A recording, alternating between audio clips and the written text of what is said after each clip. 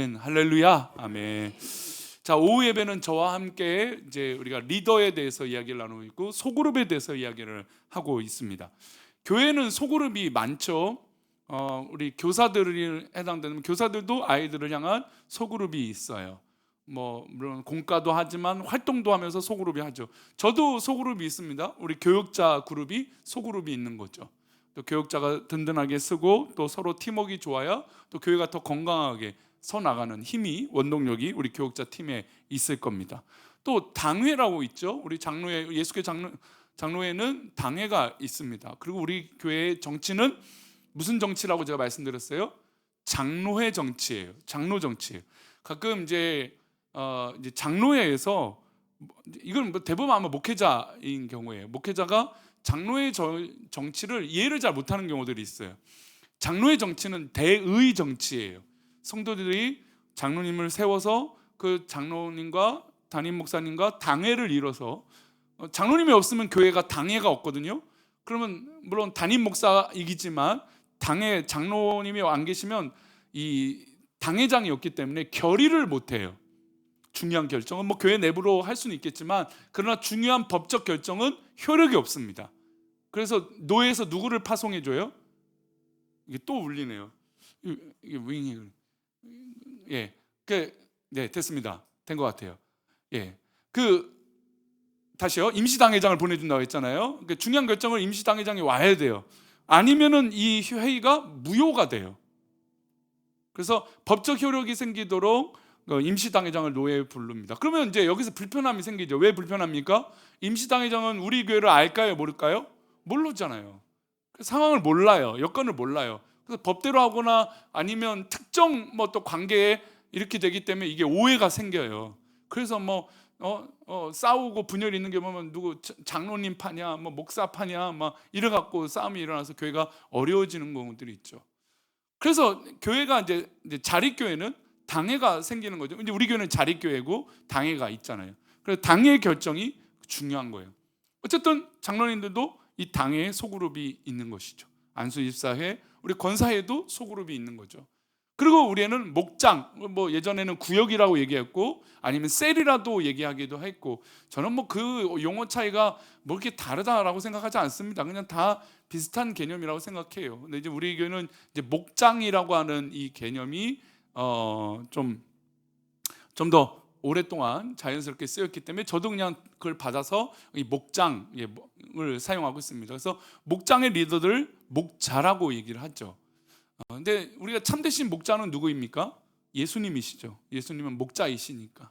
근데 이제 어쨌든 우리가 이제 작은 교회, 작은 그룹을 이뤘다고 해서 이 목장이 우리 이제 소그룹이 됩니다.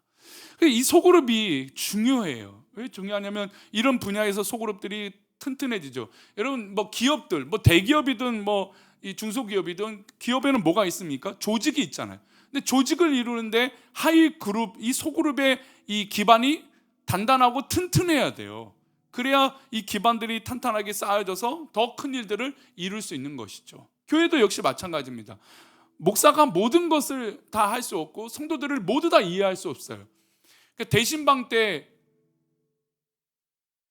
울리네요. 그죠? 지금 계속 울리는 거죠. 이게 뭐 때문에 계속 울릴까요? 이게 소리가 이렇게 기타 소리인지 아까 또 이렇게 되는데. 근데 그 목장 모임이 제가 무슨 얘기하려고 했죠? 네, 소그룹 얘기했죠. 계속 소그룹 얘기하고 있습니다. 제가 한 번도 까먹는 여러분들, 와, 이게 지금 계속 제 귀를 계속 때리니까 제가 정신이 없어요. 자, 그래서 근데 소그룹이 중요하다고 그랬어요. 목장이 중요하죠. 이제 목장이 이 그룹들이 탄탄하게 기초가 되어져서 목사가 할 수 없는, 이제 생각났네요. 담임 목사가 다 할 수 없잖아요. 제가 최근에 이제 신방을 갔다가 제가 사실은 전화를 다 이렇게 많이 드리거나 그러진 않아요. 또 누구를 드리면 누구를 또 안 드리면 서운하잖아요. 목사가 전화 통화한 것도 사실 소문이 나더라고요. 그래서 저는 이게 전화를 다 하고 일일이 이러진 않아요. 물론 이제 신방을 하거나 만나는 건 참 좋아하는 목사지만 전화로 이렇게 해서 이렇게 하진 않아요. 근데 신방 받다가 목사님 바쁘셔서 전화도 안 하시고 그래서 제가 한편에 좀 찔렸습니다. 근데 생각해 보니까 좀 찔리기도 했지만 제가 이렇게 전화를 다 돌리거나 그러진 않아요. 이게 전화조차도 시험거리가 되기도 하고 말이 또 말이 되기 때문에 제가 웬만하면 좀 어렵거나 병원을 가신 분들 아닌 이상, 또 신방이 필요하신 분 아닌 이상은 자제를 좀 하는 편입니다. 근데 어쨌든 목사가 모든 성도들, 우리 교회 성도가 오늘 120명, 110명 이상 예배를 드리는데 아이들까지, 그러면 이 100명을 목사가 다 컨트롤할 수 있을까요? 못하잖아요. 그래서 이 소그룹의 목장, 구역이 탄탄하게 서야 또 목자들이 오늘 오후 예배 마치 목자들이 모이잖아요. 그 구역장이 모여서 어떤 얘기를 할까요? 우리 성도들의 어려움이 뭔지, 기도 제목이 뭔지 듣는 거예요. 또 환자가 있으신지 듣는 거예요. 그러면 이제 우리 부목사님 통해서 신방 날짜를 잡기도 하고 또 전화 신방을 하기도 하고 그렇게 하는 거죠.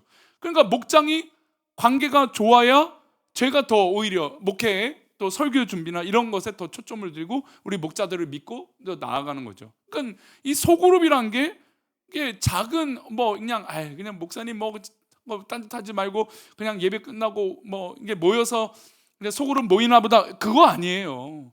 정말 이 뭐 3명이든 5명의 구역이 목장이 모여지면 정말 관계가 좋아져야 돼요. 우리 목장마다 서로 관계가 좋으시죠? 아멘. 네, 관계가 좋아야 돼요. 관계가 좋아야 돼요. 관계가 좋아서 서로 사랑하고 서로 기도해주고 필요한 거 있으면 같이 기도해주고 또 기도 요청이 필요하면 목회자를 통해 보고를 하고 또 아니면 장로님들을 통해서 보고하고 또 우리 안수 집사님, 권사님 통해서 보고해서 이야기를 나누고 함께 기도하는 거예요. 이게 좋은 그룹이 소그룹이 되는 거죠. 그래서 이제 리더에 대한 얘기를 했고, 교회가 어떤 방향으로 하냐. 교회는 전투하는 교회고 전도하는 교회고, 교회는 또 이 소그룹 운동이 잘 이루어지는 게 좋은 교회가, 건강한 교회가 될 수 있다라는 것이죠. 그럼 왜 자꾸 이 소그룹이 왜 중요하냐 이야기를 오늘부터 제가 주일 오후에 하려고 합니다. 소그룹 운동은 예수 생명 운동이에요. 뭐라고요? 소그룹 운동은 예수 생명이 흘러가는 운동이에요. 그러니까 소그룹 모임, 이 모임이 좋은 공동체가 되고 좋은 그룹이 되기 위해선 예수님의 생명의 그 은혜가 이 소그룹 가운데 흘러가야 돼요. 그래서 이 소그룹 모임할 때 이왕이면 뭐 안타까운 일, 어려운 일, 뭐 고민, 뭐 이런 얘기들도 하겠고 나에게 일어난 일도 있지만 wen만하면 개인적인 사적 자랑이라든지 또 개인적인 관심사라든지 또 특별히 요즘은 이제 정치 얘기 하면 안 돼요. 우리 교회는 정치 얘기 제가 절대로, 저도 안 하는 목사니까 정치 얘기하면 안 되고 또 세상 얘기 하면 안 돼요. 근데 요즘은 또 투자가 유행이라 뭐 부동산이니 주식이니 얘기를 할 수도 있는데, 근데 이걸 또 컨트롤 안 되겠고 막 이게 너무 막 이 주객이 전도돼 갖고 막 이게 모임의 전부가 돼서는 안 돼요. 그래서 우리가 소그룹 할 때 주일에 모임을 권장하는 건 그래도 이제 주일 대예배를 드리고 나서 그때 받은 말씀을 가지고 좀 나누고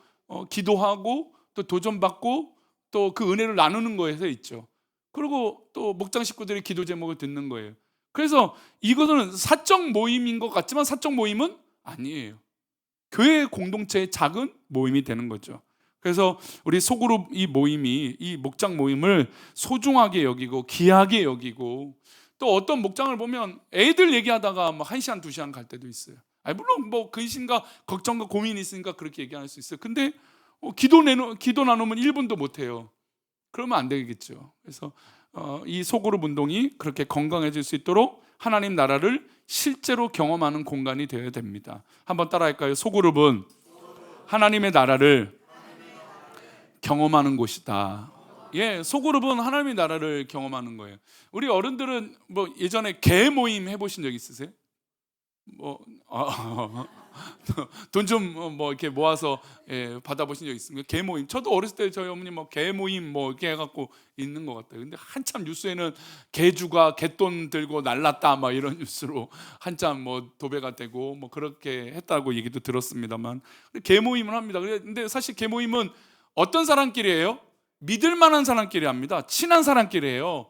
그래서 원래 개원이 되려면 어때요? 개원들에게 뭘 받아야 돼요? 인정을 받아야 돼. 저 사람이 들어와도 되는지, 우리랑 원래 친하지 않는데 저 사람을 받아도 되는지. 경험 없으세요? 그러잖아요. 그래갖고 평가를 받은 다음에 나중에 이제 우리 개 모임에 들어와도 됩니다. 짝짝짝 하면 이제 그때 개원이 돼갖고 같이 활동을 하는 거죠. 근데 왜 그런 과정이 왜 필요하냐면, 소그룹도 역시 우리 교회 소그룹도 마찬가지죠. 우리 모임이 굉장히 끈끈해요. 공동체가 되죠. 저도 제 마음대로 목원들을 뭐 이렇게 저렇게 할 수가 없어요. 제가 만약에 이제 우리 교회가 바뀌어갖고 자, 이제 우리 교회는 이제부터 우리 어른부터 자 골고루 들어가겠습니다. 80대, 70대, 60대, 50대, 40대, 30대 한 명씩 목장이 되겠습니다. 그럼 아마 다음 주에 우리 성도님들 다 목사님 시험 들어요. 어려워요. 물론 또 뭐 거기서 순종하는 분들은 목사님 괜찮습니다. 뭐 이런 분 있겠지만, 그럼 이제 그분은 타격이 되겠죠. 타켓이 되겠죠. 목사님 말만 순종한다는 사람이라고. 우리 사정은 모른다고. 예, 저도 함부로 할 수 없어요. 이 소그룹이 지금 벌써 5년, 6년째 제가 담임 목회를 하면서 계속 그 그룹이 거의 변경되지 않았거든요. 조금씩 변경되거나 특이한 일이 하거나 아니면 좀 이렇게 조정이 필요한 데만 하지 웬만하면 그대로 갑니다. 그게 왜 그러냐면 자꾸 바뀌면 어때요? 그것도 우리끼리도 다 알지 못하는데 더 막 혼란스러우니까, 그래서 그 모임 공동체를 되게 인정해 드려요. 근데 그 인정은 왜 그러냐면, 제가 왜 인정해 드리냐면 그곳에 이 가까워진 관계가 정말로 하나님의 나라가 임하기를 바라는 그 마음이에요. 예수님이 이렇게 말씀하셨어요. 주기도문을 가르쳐 주시면서 이렇게 알려주시죠. 우리 2절 말씀 누가복음 11장 함께 읽어볼까요? 시작. 이렇게 아버지의 이름이 거룩히 여김을 받으시오며 나라가 임하시오며. 자, 우리가 아버지의 이름이 거룩히 여김을 받으시오며 이해가 됩니다. 그런데 그 다음에 뭐가 임하신다고 했어요? 나라가. 하나님 나라는 천국인데, 하나님 나라는 하나님이 계시는 곳인데, 하나님이 계신 곳이 이 땅에 임한다라는 거 하는 뜻이에요. 그러면 이 땅에 임한다라는 것이 어디에 임할까요? 바로 우리 믿음의 백성들이 모인, 그래서 예수님이 두세 사람이 모인 곳에 나도 거기에 함께 하시겠다, 너희와 함께 하신다라고 말씀하셨잖아요. 그러니까 두세 사람이 내 이름으로 모인 곳, 그것이 바로 하나님의 나라가 되는 거예요. 하나님의 나라가 되는 그 두세 사람 이상이 모인 그곳이, 예수님의 이름으로 모인 그곳이 하나님의 나라가 되는 것이죠. 그러니까 우리가 모이는 소그룹 목장을 가볍게 여길 게 아니에요. 굉장히 귀하게 여기죠. 자, 그럼 또 봉사도 합니다. 뭐 토요일 날은 식당 봉사를 열심히, 우리 보통 10명, 15명씩 모입니다. 여러분 그 소그룹 아닙니까? 그렇죠? 거기도 소그룹이에요.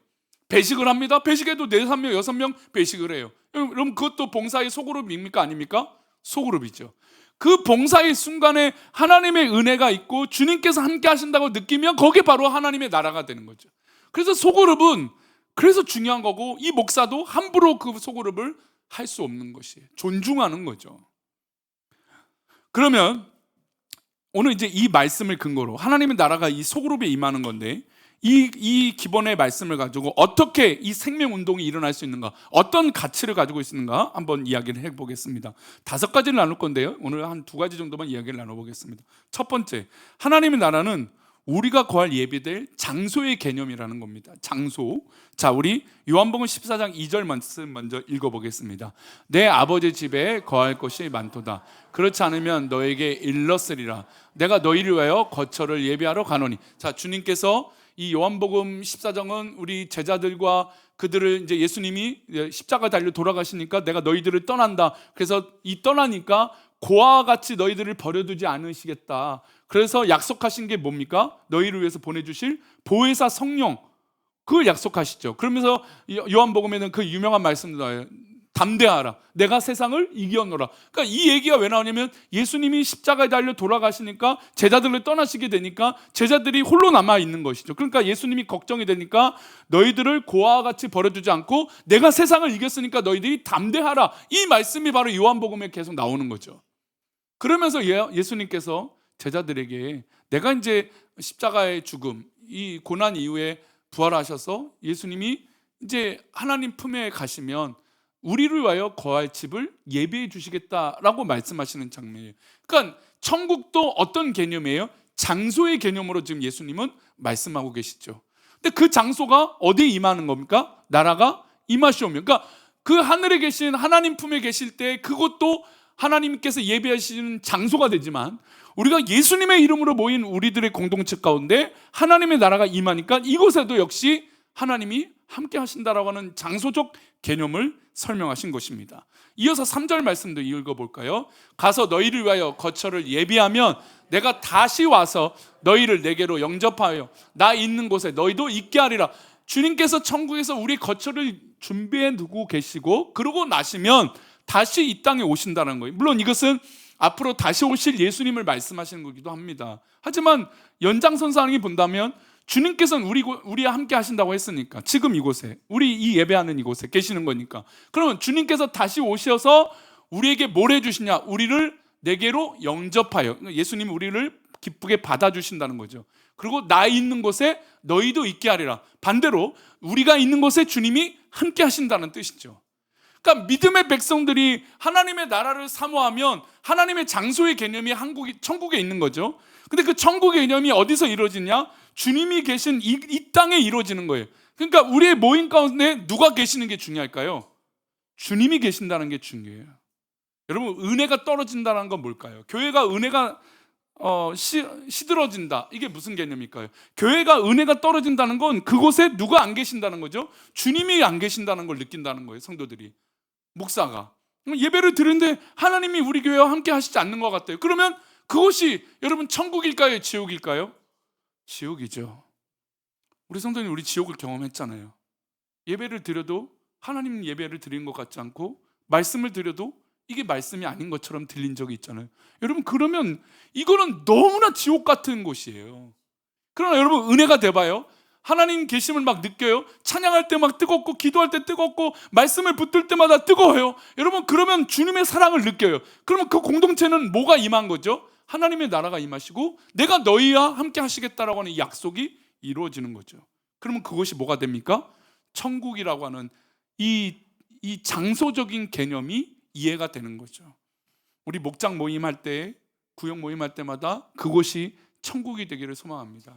그리고 우리가 드려지는 이 예배의 이 장소, 또 우리가 모여서 예수님의 이름으로 모이는 우리 이곳에 정말 하나님 기뻐하시는 천국이 이루어지기를 소망합니다. 이게 장소적인 개념이에요. 그러면 여러분, 집에 돌아가셨어요? 집에 이제 돌아가시죠. 그럼 집에 가면 그곳에 누가 계시냐가 중요하겠죠. 집에서도 누가 계셔야 될까요? 집에서도 주님이 계셔야죠. 주님이 그 장소적인 것도 그것을 합당하다고 여기시면 집도 당연히 천국이 되어야 돼요. 근데 집에 갔는데 집 문 열자마자 기뻐하는 게 아니라 한숨을 나와요. 한숨이 나오는 거예요. 집에 갔더니 답답해요. 괴로워요. 어려워요. 속상해요. 여러분, 그러면 그것은 천국입니까? 지옥입니까? 죄송하지만 여러분 성도님들 집을 다 지옥화 시킨다는 건 아니지만, 예수님이 계신다 안 계신다 이 개념으로 좀 우리가 이해한다면, 계시지 않으니까 그곳이 한숨 나오는 지옥 같은 곳이 되죠. 그럼 정말 그곳에 하나님 계셔서 아이들을 바라보며 기도하고, 남편과 아내를 바라보며 기도하고, 그 마음으로 내가 이 땅에 살아가고, 어떤 물질을 벌더라도 내가 하나님 영광을 위해서 살겠다라고 하는 소망, 아이들이 앞으로 살아가는 그 방향이 정말 건강하고 복되게 되기를 바라는 그 소망, 여러분, 그 소망이 쌓여서 아름답게 이 장소에 비칠 때 그곳이 뭐가 돼요? 천국이 되는 거죠. 그래서 소그룹도 마찬가지지만 이 장소적인 개념에 예수님이 계신다는 게 정말로 중요해요. 이곳에 너희와 함께 하신다라고 하는 이 주님의 음성이 우리 성도들 가운데 들려지기를 축원합니다. 예수님께서 제자들에게 질문을 하셨어요. 야, 사람들이 나를 뭐라고 하느냐? 뭐 선생님이요, 뭐 스승이요 얘기합니다. 그럼 너희들은 나를 뭐라고 얘기하냐?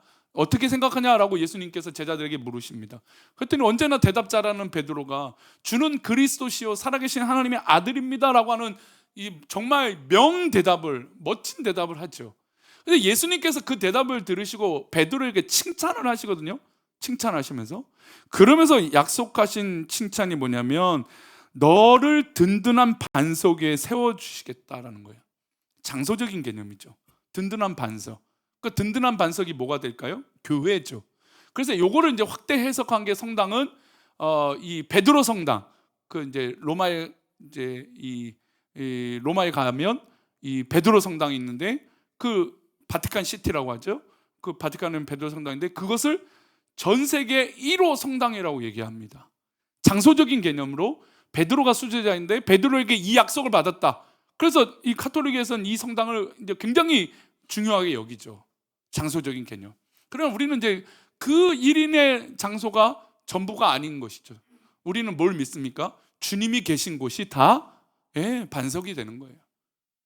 주님의 축복은 그렇죠. 그러니까 우리의 고백이 어떤 고백이 되어야 됩니까? 주는 그리스도시요 살아계신 하나님의 아들입니다. 이게 우리의 모임의 공통적인 고백이 되면 그것이 바로 주님께서 약속하신 든든한 반석 위에 세우시겠다라고 하는 약속을 받는 것이죠. 자, 이제 첫 번째로는 소그룹엔 장소의 개념이라고 말씀드렸어요. 그 장소적인 곳에 주님이 계시니까. 자, 두 번째는 이 소그룹에는 문이 있습니다. 문. 자, 요한복음 10장 9절인데요. 함께 읽어볼까요? 10장 9절 말씀. 내가 문이니 누구든지 나로 말미암아 들어가면 구원을 받고 또는 들어가며 나오며 꼴을 얻으리라. 아무리 좋은 장소라도 들어가는 문을 찾지 못하면 어떻게 될까요? 소용이 없어요.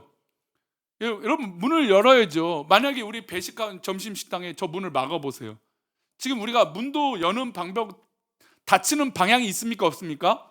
방향이 있죠. 근데 그걸 반대로 열어보세요. 얼마나 불편한지 몰라요.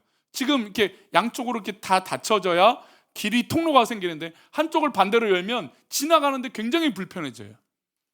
문을 잘못 열면. 그리고 우리나라는 어떤 특징이 있어요? 당기시오하면 밀어요. 그래서 문마다 어디 다 이렇게 막아놨는데 여기 밑에 보면 막 부셔진 자국이 있어요. 사람들이 당기시오하는데 다 미니까 이 문에 막 부서진 자국이 철문인데 어떻게 우리나라 사람들도 힘도 좋은지 몰라요. 그 큰 철판이 막 찌그러져 갖고 이렇게 있는데 봅니다. 당기시오하면 당겨야 되죠. 밀면 돼요. 근데 우리는 다 밀어요. 다 미니까 문제가 되는 거죠. 여러분들 어떤 장소에 가면 문이라는 게 필요해요. 여러분 아까 이제 개주를 받아들일 때도 개원들이 여러분 하죠. 요즘 운동하는 거 있잖아요. 요즘은 젊은 사람들이 러닝을 많이 한대요.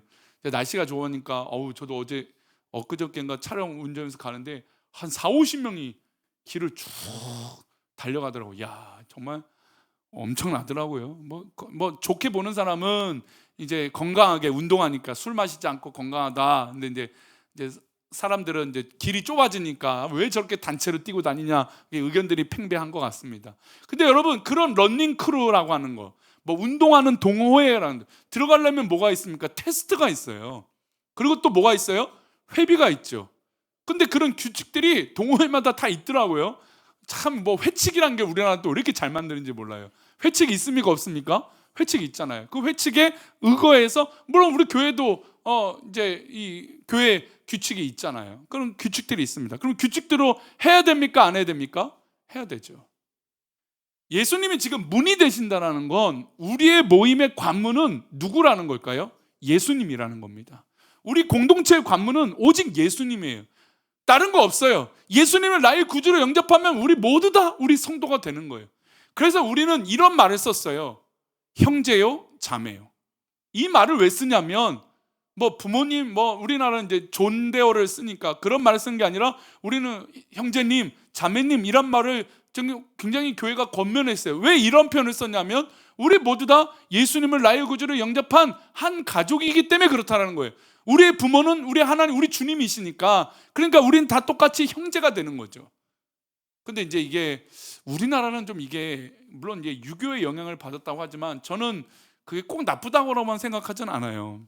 그러니까 이제 존대하고 이제 어른을 공경하고 또 우리는 기도할 때나 저도 그렇지만 할 때 뭘 붙여요? 설교할 때 우리 저를 위해서도 오늘도 기도하시지만 목사님 설교를 위해서 하나님 앞에 기도하는데 목사님 자를 붙이잖아요. 저도 우리 성도들한테 우리 권사님 이래요. 근데 기도할 때 우리 권사가 이러면 어색해 안 어색해요? 다른 말이 없잖아요. 다른 말이 있다고 하는데 사실 그 말을 쓰면 어색해요.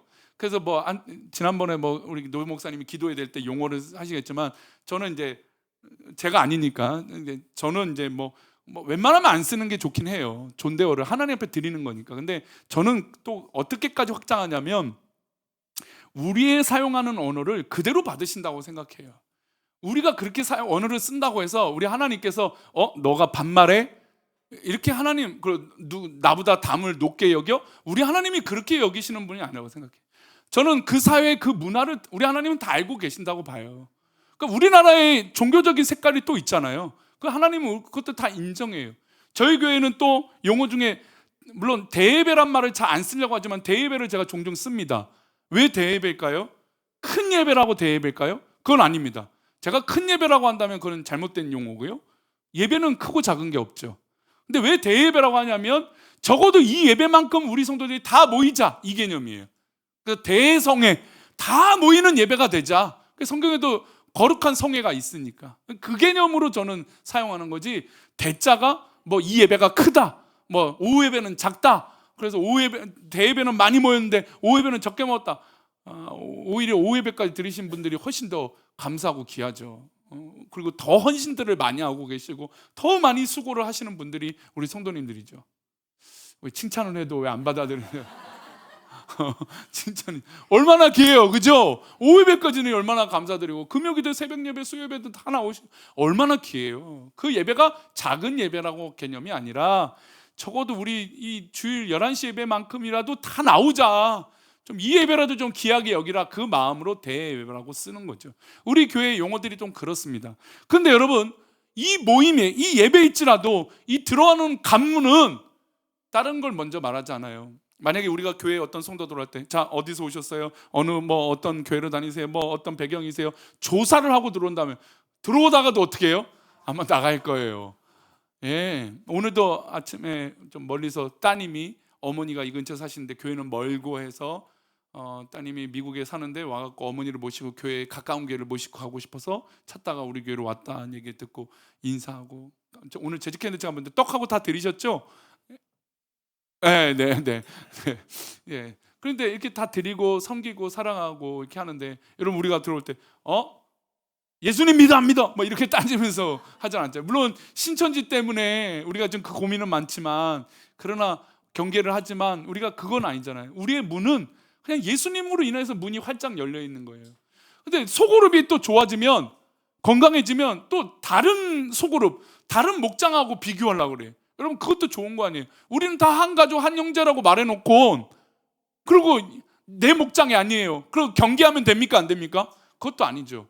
우리는 또 사랑하는 우리 교회 공동체니까 우리 모두를 사랑해야죠. 하지만 우리가 모든 사람은 알 수 없으니까 이 소그룹 안에 있는 거고, 그 목장 이름이 있는 건 그 목장의 문이 그 문이라는 거죠.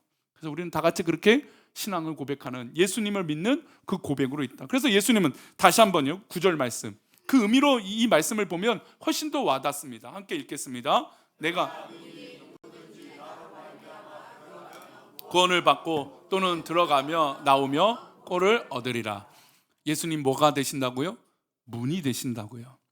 우리 성도님들의 그룹의 문이 되어주시는 거예요. 여러분, 이 문은 목사의 문도 아니고 어느 누구의 문도 아닙니다. 그저 예수 그리스도의 그 문이에요.